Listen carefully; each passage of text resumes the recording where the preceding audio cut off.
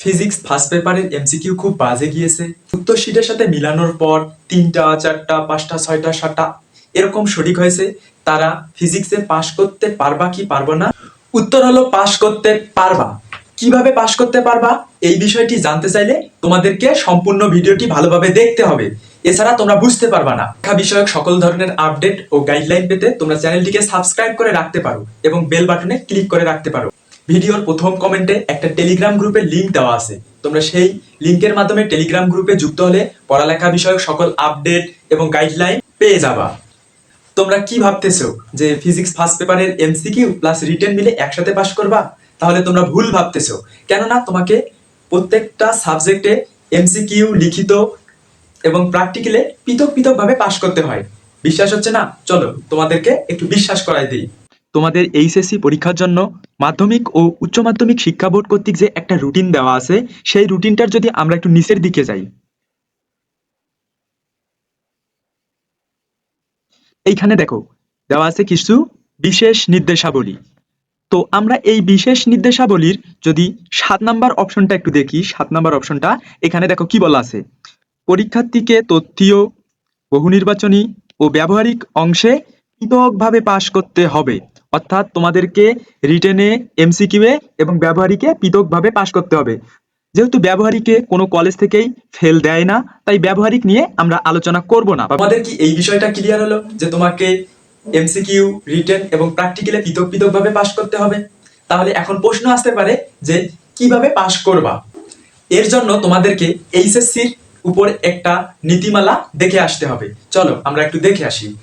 জাতীয় শিক্ষাক্রম ও পাঠ্যপুস্তক বোর্ড বাংলাদেশ কর্তৃক এইচএসসি ও সমমান পরীক্ষার নম্বর বন্টনের যে একটা নীতিমালা আছে, 2017 সাল থেকে কার্যকর আছে। এখন পর্যন্ত এই নীতিমালাটাই কার্যকর আছে। সেই নীতিমালাটা যদি আমরা দেখি তাহলে এখানে দেখতে পারবো, দেখো এই যে পদার্থবিজ্ঞান প্রথম পত্র এবং পদার্থবিজ্ঞান দ্বিতীয় পত্র, এই দুইটাতে তোমাদের সৃজনশীল পরীক্ষা হয়েছিল।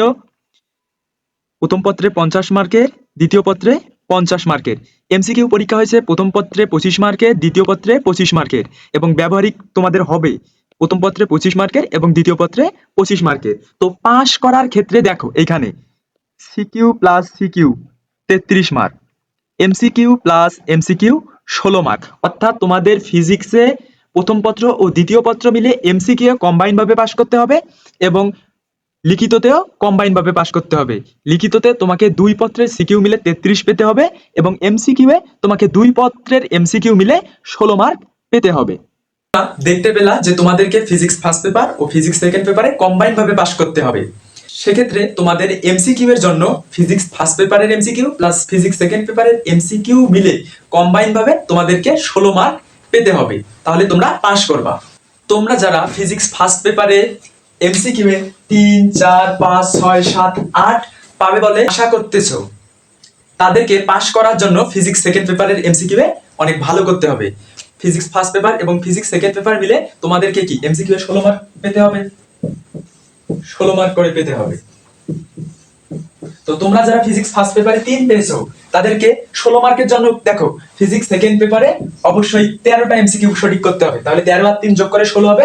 সেই ক্ষেত্রে তোমরা পাস করে যাবা। যারা 4 পাবা তাদেরকে কি সেকেন্ড পেপারে 12টা এমসিকিউ সঠিক করতে হবে বা 12 মার্ক পেতে হবে। সেই ক্ষেত্রে তোমরা 12 আর 4 16 পেয়ে পাস করবা। যারা 5টা পাবা তাদেরকে কি আরো 11টা সঠিক করতে হবে। সেই ক্ষেত্রে তোমরা 16 মার্ক পেয়ে এমসিকিউ পাস করবা। যারা 6টা পাবা তাদেরকে কি সেকেন্ড পেপারে 10টা এমসিকিউ সঠিক করতে হবে। সেক্ষেত্রে তোমরা 16 পেয়ে পাস করবা। যাদের 7টা হবে বলে মনে হচ্ছে তাদেরকে আরো 9 পেতে হবে সেকেন্ড পেপারে, তাহলে তোমাদের 16 মার্ক আসবে, তোমরা এমসিকিউ পাস করবা। যাদের 8 আসবে তাদেরকে কি আরো 8 মার্ক পেতে হবে এমসিকিউ, সেক্ষেত্রে তোমরা 16 পেয়ে পাস করে যাবা।